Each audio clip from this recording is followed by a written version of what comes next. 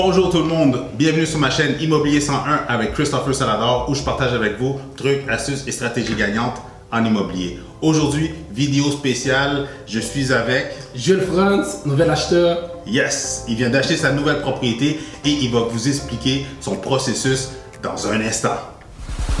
Le marché de l'immobilier au Québec est en pleine explosion.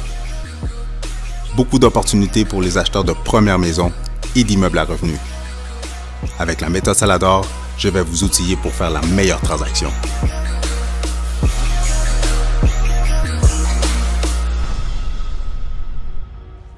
Bonjour Jules.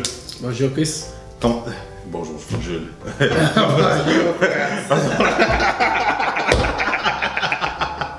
Comment ça va prendre? Ça va. En forme? Et pour le pire là, je me trompe dans ton nom puis. Non, Jules c'est mon nom de famille, France c'est mon prénom, mais tu m'appelles tout le temps France là. Exact. C'est pour ça que ça fait 10 ans aujourd'hui. Exact. Mais c'est quand la première fois que tu m'as contacté? En quelle année, quel mois, si tu te souviens? Je me souviens pas de la date exacte là. Non, mais le mois. Mais je pense que ça fait un an.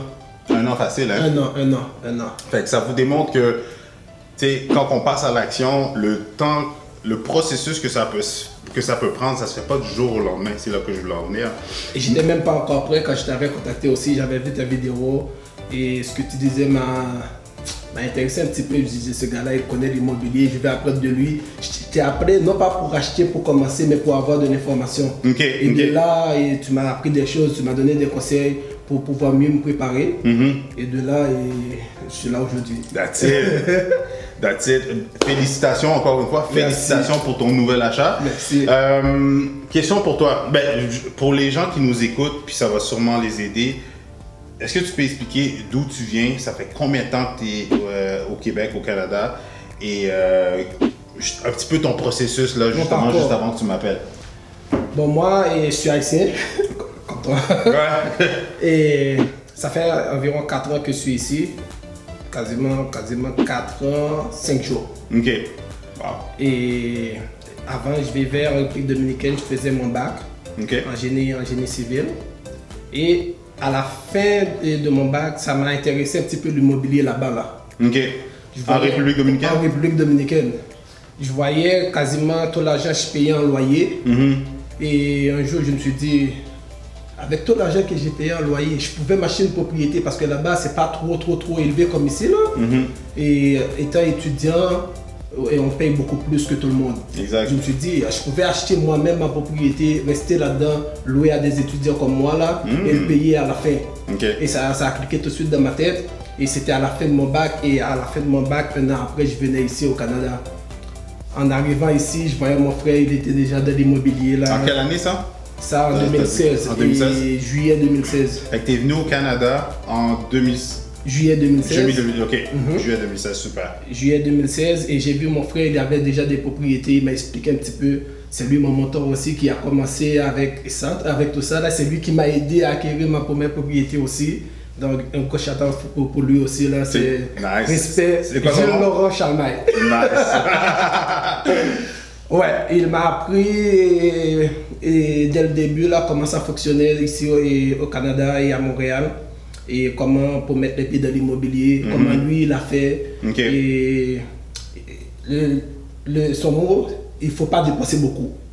C'était ça.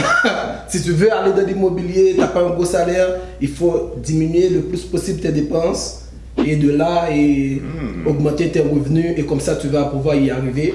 Et en commençant, j'ai arrivé ici en juillet 2016 et depuis j'ai commencé à travailler parce que ça m'intéressait tout de suite. Parce que lui il a déjà beaucoup de propriétés, il était à l'aise financièrement et moi je venais à peine commencer, ça me donnait du challenge un petit peu. Ça te motivait.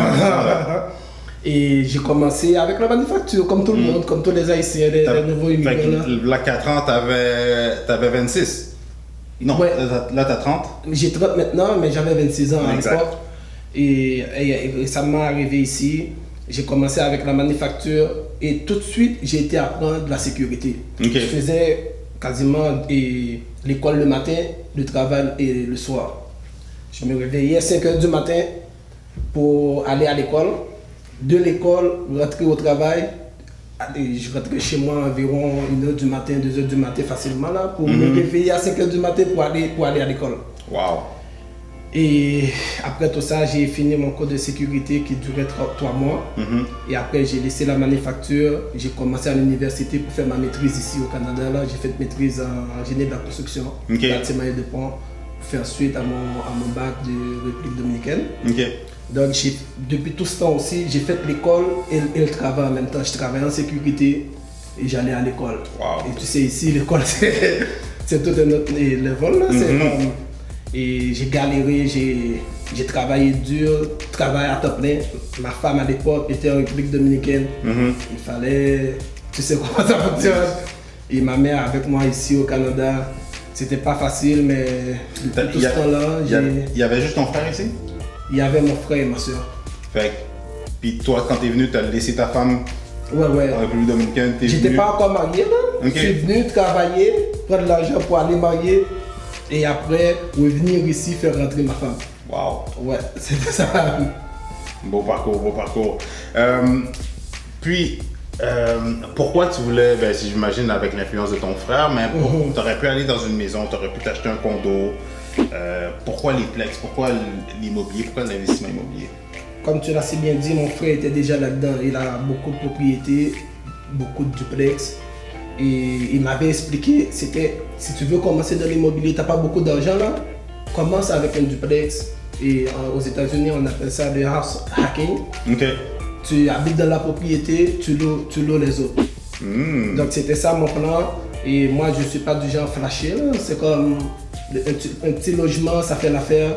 Moi, je me suis dit, je vais habiter dans une partie du logement et louer les autres parties. J'ai acheté un duplex et rez-de-chaussée, 2e étage et avec un sous-sol. Donc je peux louer soit le sous-sol et le 2e étage, habiter au rez-de-chaussée. Nice, nice. Puis comment tu as trouvé le marché de l'immobilier? J'avoue que tu ne peux pas l'avoir vraiment comparé. Tu as pu comparer les prix.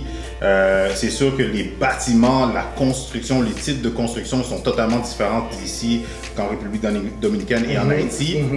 Mais ton processus de magasinage, comment tu l'as trouvé? Et j'ai commencé à magasiner les propriétés par moi-même depuis 2017. Je me faisais refuser à chaque fois. Je voyais des courtiers hypothécaires. Ils me disaient, toi, t'es pas encore là.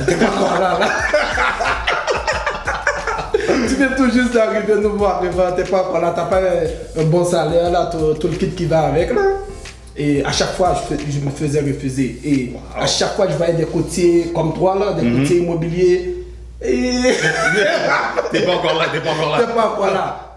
Pour te dire la vérité, t'es le seul qui m'a pris au sérieux. Arrête de niaiser pour vrai? Ouais, t'es le seul qui m'a pris au sérieux. J'avais l'enthousiasme, j'avais l'envie, mais j'avais pas l'argent, tu me suis. Donc, dès que ça a cliqué avec toi, on a commencé à visiter les propriétés. C'est la première fois avec toi que j'ai commencé à visiter les propriétés. Mais avant, je regardais tout le temps et sur le marché centré et je me familiarisais un peu avec les prix et les types de propriétés, comment ça fonctionne ici au Canada, Laval, Longueuil, parce qu'on a cherché partout celui de Montréal, effectivement, mais aussi alentour, et Laval et Longueuil. Je voyais les prix étaient quasiment similaires d'ici aujourd'hui, mais le pire avec la pandémie, c'est qu'on ne pouvait même pas aller visiter comme on voulait. Et il y avait aussi, on n'est pas trop sûr si on va garder notre job. C'est tellement vrai. C'est tellement vrai. Et j'étais dans une période de questionnement, est-ce qu'il faut vraiment acheter maintenant ou est-ce qu'il faut attendre après? Mais... j'ai réfléchi avec la pandémie. Pendant le mois de mars, c'était en plein milieu de la pandémie. Mais après le mois d'avril, j'avais toujours ma job. Donc je me suis dit, je vais passer à l'action tout de suite après. Et on a visité des propriétés, les chiffres ne faisaient pas l'affaire. Et les propriétés n'étaient pas trop à mon goût non plus. C'est comme, on a trouvé celle-là. En plus, c'est moi qui t'ai dit, Chris, on va aller dans celle-là. Là. Et puis, on dépassait le budget. Là. Et c'était vraiment comme au-dessus de nos moyens. Là. Et après, j'ai dit, je vais faire un prix. Tout à fait, je sais, tu m'as appelé. Mais c'était vraiment au-dessus de nos moyens. Ben ouais, tu avais une préautorisation maximum 400 000. Le nombre de fois qu'on est arrivé 420, je crois. Le nombre de propriétés qu'on a fait des offres aussi. Là. Ouais. Puis ça, avant 2020, là, le nombre de propriétés qu'on a fait des offres, puis qu'on s'est fait revirer de bord parce que dans le fond, nos offres ont été refusées, puis ça a été. Parce que le monde est surenchérait. Exactement. C'est qu'à chaque fois, on venait avec 450, 420 environ, et le monde était déjà à 500 000. On passait pas. Exact. Pour un duplex à Montréal, là, c'est terrible. Exact. Même en période de pandémie. Même en période de pandémie, il y avait des surenchères. C'est comme. Ça n'arrêtait pas. J'étais un petit peu. Et démotivé, découragé, pas démotivé là, découragé un petit peu parce que je me disais on va jamais acheter là. Parce que moi je voulais pas trop aller en région à cause de mon travail qui est sur l'île de Montréal. Je voulais pas dealer avec le trafic là. Et je me disais on va pas y arriver. On est tombé sur ce deal là. Effectivement. Puis c'est tellement drôle parce que t'es pas le seul dans mes clients en 2020.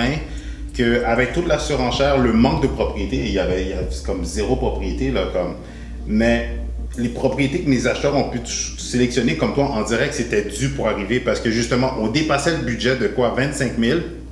Mais tu m'as dit, Chris, on joue le tout pour le tout, let's go. Comme tu viens de dire, tu as appelé le vendeur, tu m'as dit, tu lui as parlé. Tu m'as dit, Chris, j'ai déjà appelé le vendeur, mais regarde, voici qu'est-ce qu'il m'a dit. On dépose l'offre. J'ai déposé l'offre, j'ai communiqué avec lui. Et en plus, on a déposé l'offre, il n'y avait même pas de photo. Il y avait une seule photo. Il y avait une seule photo. Photo de la façade. La photo de la façade, là. Puis même lui, il n'avait même pas visité les appartements en haut. Ouais, on n'avait aucune idée. Je pense qu'il avait même pas visité. Il avait-tu visité? Je pense qu'il venait de visiter la journée qu'il a ouvert la porte pour nous. Ouais, je crois, ouais. Et il avait mis la photo de la façade seulement, là, on ne savait même pas de quoi le logement avait l'air.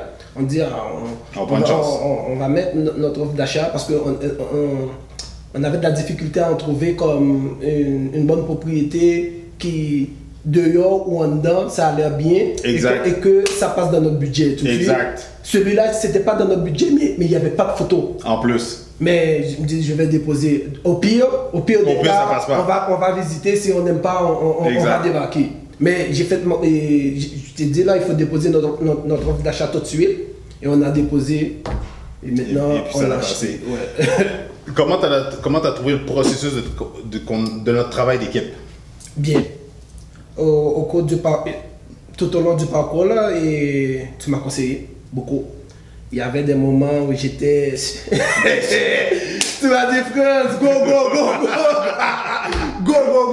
Là, et tu m'as vraiment aidé dans le processus parce que c'était un petit peu. Surtout avec la pandémie. Oh boy. Et moi aussi, j'ai investi en bourse. La bourse était. Et je ne voyais pas où est-ce que l'immobilier s'en allait. On était tout le monde dans l'incertitude. Ouais, on était dans l'incertitude totale. Si ça allait reprendre, qu'est-ce qui allait se passer, ouais. Mais quand on a recommencé avec ma job, là, je dis, ok, même avec la pandémie, j'ai continué à travailler là. Donc là, c'est correct. Je me suis dit, là, on peut continuer. Mais tu m'as motivé tout au long là, tu as visité des logements, même si c'était pas trop intéressant, mais tu es quand même venu pour voir l'intérieur, pour voir qu'est-ce que ça a l'air là, et ça m'avait beaucoup aidé aussi là. Numéro 1. Puis pour aider les gens qui veulent se lancer pour acheter leur première propriété, pour des gens qui viennent d'ailleurs, de d'autres pays, de d'autres continents, puis qui désirent acheter, ce serait quoi ton conseil à ces gens-là, une fois qu'ils sont au Canada, ou peu importe les gens d'ici, des gens qui veulent se lancer, ce serait quoi, admettons, 3 conseils que tu pourrais leur donner? Moi, c'est sûr que l'immobilier, c'est pas facile. Mais c'est pas impossible. Tu me suis? Même pour des gens comme nous là, qui sont venus au Canada avec 60 $ là. Arrête de me dire, t'as 60 $ dans les poches? Waouh! Je suis venu avec 60 $ et j'ai payé un coût de sécurité avec. Waouh! Mais 60 $. Après, j'avais plus rien. Même pour les gens qui ont 0. Mais j'ai pas fait trop de dettes. j'ai pas vécu au-dessus de mes moyens non plus. J'avais un salaire médiocre, je travaillais en manufacture tout de suite. Je devrais envoyer de l'argent en République dominicaine. À ta femme? Ouais. À ta future femme à l'école? Ouais. Mais j'ai toujours vécu comme très modeste, très simple. Et j'allais à l'école, je prenais l'autobus comme tout le monde. Mais j'ai fait l'erreur d'acheter une voiture. Ça, c'est l'erreur. Parce que j'étais à peine arrivé ici et le foie là, c'est terrible. Je me suis dit, une fois que j'aurai mon permis là, j'achète ma voiture. J'ai fait mon cours, 10 mois, j'ai mon permis. Demain, j'ai acheté ma voiture. Demain, j'ai acheté ma voiture. Mais après, c'était un petit peu plus difficile de le payer. Ouais, ok. Parce que j'avais pas un trop bon salaire là, mais après, j'ai trouvé un autre job. On a changé de job, j'ai pu faire des paiements qui n'ont pas affecté ma cote de crédit. Et avec une très belle cote de crédit, garder une très bonne cote de crédit. Ça, c'est le premier conseil. Même si c'est difficile, regardez pas comme là maintenant, là. Regardez plus loin. Pourquoi tu veux entrer dans l'immobilier? Tu me suis? Moi, l'immobilier m'apporte comme une sorte de sécurité. J'aime ma job. J'aime ce que je fais, je travaille dans le domaine que j'ai étudié tout de suite, mais si jamais il y a une autre pandémie, tu vas rester quoi avec? Tu me suis? Parce qu'on m'a quand même mis à pied temporaire là, et pour quelques semaines là, et j'avais 2 jobs à l'époque de pandémie. Une job durant la fin de semaine, une job durant la semaine qui est ma job principale. Et ma job principale arrêtée. Je vivais quasiment, si j'avais pas quasiment annulé quasiment toutes mes dépenses, baissé toutes mes dépenses, avec une seule job durant la fin de semaine, je pourrais pas payer rien du tout. Donc, j'ai toujours vécu avec la job de la fin de semaine. Pendant la pandémie? Même avant la pandémie. Ok, tu vivais financièrement avec la job de fin de semaine. La job de fin de semaine. Et le job, j'empilais pour acheter l'immobilier. Nice. Un bon crédit, vivre en bas de ses moyens. Et le troisième truc, c'est? Le troisième, je pourrais ajouter là, c'est comme ne pas hésiter à se lancer là. That's it. Passer à l'action. Ouais. Passer à l'action. Effectivement. Parce qu'avoue que tu as eu des doutes, des craintes, mais c'est sûr avec le COVID-19. Ouais. Puis mais en plus de ça, là, même parce que moi je voulais vraiment acheter tous les propriétaires que je rencontrais. Et j'ai commencé une petite conversation pour savoir comment était leur parcours à eux. Pour savoir est-ce que ça valait vraiment la peine. Là. Des gens qui avaient de l'argent, des gens qui avaient rien du tout comme moi. Là. Qui sont passés par là, et à chaque fois ça vaulait vraiment la peine de faire ça. Et c'est comme ils m'ont toujours dit, ton toi du futur va te remercier. Wow.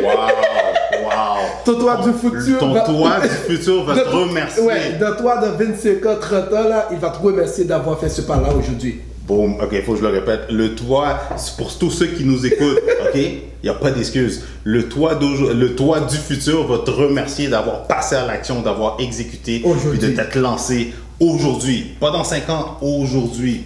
Wow. C'est ça. Puis en plus, dans tout ça, là, il y a eu le COVID-19.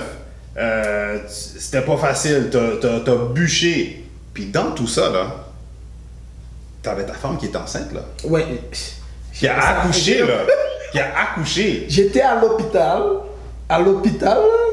et j'étais tout le temps au téléphone. Avec moi? Ouais, avec toi, avec Max, le courtier. Ouais, le courtier hypothécaire. Pour arranger tous les trucs, étant à l'hôpital. J'ai pas... T'as pas arrêté, là? J'ai pas arrêté. Et, Franz, félicitations encore une fois. Merci. Félicitations pour ton achat. Merci d'avoir passé à l'action. You know what it is? Better call quiz. That's it. All right.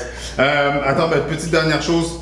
Mot d'inspiration pour les gens qui nous écoutent. Qu'est-ce que tu leur dirais? Qu'est-ce que tu veux dire? Je sais pas, quelque chose pour les inspirer, les motiver, là, parce qu'on est quand même, c'est sûr, avec toute l'incertitude, la crainte. Est-ce que je me lance? Est-ce que l'immobilier va crasher? Aux gens qui m'écoutent, là, je dirais, la vie continue, même. Pandémie ou pas, la vie continue. Il faut avancer, il faut progresser. Il faut progresser. Il faut se lancer. Il faut se lancer. That's it. Ouais. Merci, Franz. All right. Merci tout le monde. Alors, c'est tout pour aujourd'hui. Merci tout le monde pour votre écoute. Si vous avez des questions ou des commentaires, n'hésitez pas à les mettre plus bas. Ça va me faire plaisir de répondre à toutes vos questions, mais surtout de vous donner la bonne information. J'ouvre une petite parenthèse.